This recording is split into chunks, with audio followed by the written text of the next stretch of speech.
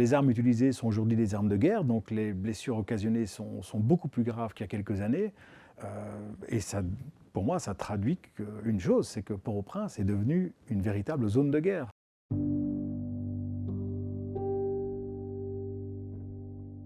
Au deuxième jour, en fait, il y a un groupe de 5 jeunes femmes, adolescentes qui sont arrivées, toutes les 5 victimes d'une tuerie qui avait eu lieu à Pétionville, une petite ville juste au-dessus, dans les hauteurs de Port-au-Prince.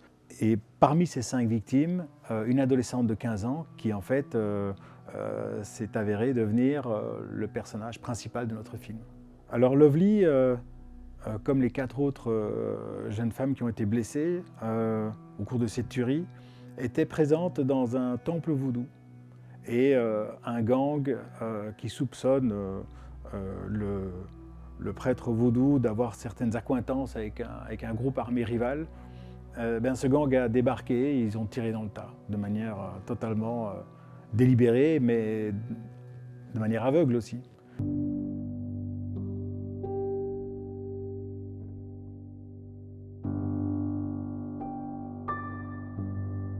J'avais reçu beaucoup d'informations avant de partir, et puis Haïti est un pays que je connais bien, donc j'ai des infos régulières qui viennent de là-bas. Néanmoins, ça ne suffit pas à être préparé à ce à quoi on a assisté, c'est-à-dire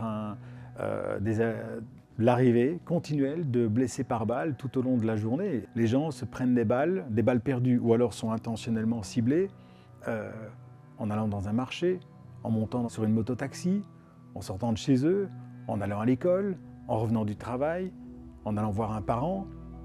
Donc c'est-à-dire que toute situation qui amène une personne à être dans la rue à Port-au-Prince, dans une rue de Port-au-Prince, le met en danger. Ce qui est frappant, ce sont les détours qu'il faut faire pour éviter les zones d'affrontement.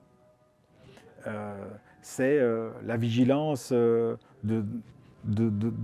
tout un chacun, à tout instant, par rapport à une situation qui semble suspecte.